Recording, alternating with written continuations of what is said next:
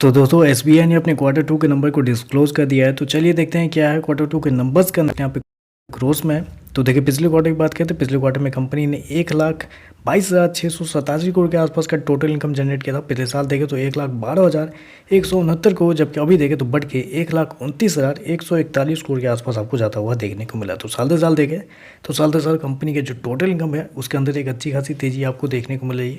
लगभग बोल सकते हैं 16% के आसपास का जंप आपको देखने को मिल रहा है। वहीं अगर क्वार्टर क्वार्टर जाते हैं तो क्वार्टर क्वार्टर भी कंपनी के टोटल इनकम के अंदर लगभग बोल सकते हैं 6% के आसपास की तेजी है। तो कंपनी का टोटल इनकम देखें तो आपको साल दर साल क्वार्टर क्वार्टर बढ़ता हुआ देखने को मिल रहा है।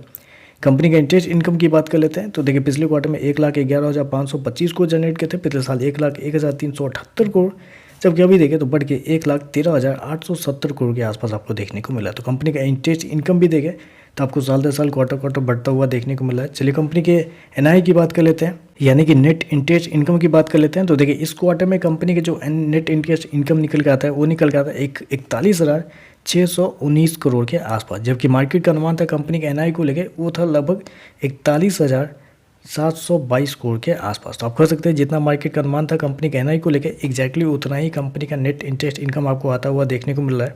इनलाइन आप कह सकते हैं। चलिए कंपनी के खर्चे क्या है वो देखते हैं। तो देखिए पिछले क्वार्टर में 96,239 करोड़ खर्च किए थे। पिछले साल 92,752 करोड़, जबकि अभी देखें तो कंपनी के खर्चे 99,847 करोड़ के आसपास आपको देखने को मिले। तो खर्चे देखें तो खर्चे बहुत हद तक कंपनी के कंट्रोल में आपको देखने को मिल रहे हैं। प्रोविजन की बात करते हैं तो प्रोविजन में कंपनी को पिछले क्वार्टर में 3,449 करोड़ कंपनी ने गंवाए थे। पिछले साल मात्र 115 करोड़, जबकि अभी देखें तो 4,505 करोड़ के आसपास। तो प्रोविजन देखें तो साल दर साल क्वार्टर क्वार्टर आपको बढ़ता हुआ देखने को मिल रहा है।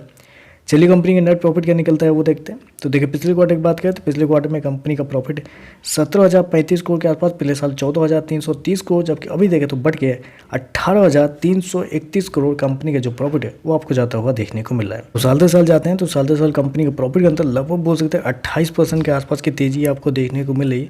वहीं अगर क्वार्टरली बेस पर जाते हैं तो क्वार्टरली बेस पर भी कंपनी के प्रॉफिट के अंदर लगभग 8% के आसपास का जंप है। तो कंपनी के प्रॉफिट के अंदर देखें तो एक मैसिव जंप आपको देखने को मिल रहा है साल दर साल क्वार्टर क्वार्टर दोनों।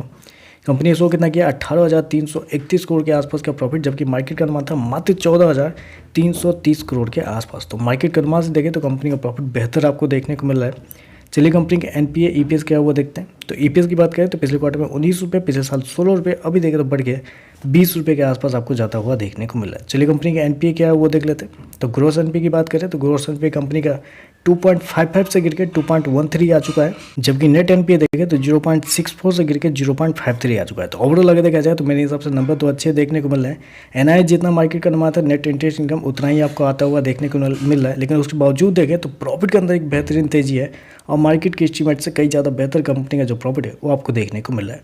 तो चलिए बस आज के लिए बस इतना ही। वीडियो पसंद आए तो लाइक कीजिएगा, साथ में साथ चैनल को सब्सक्राइब जरूर कीजिएगा। धन्यवाद।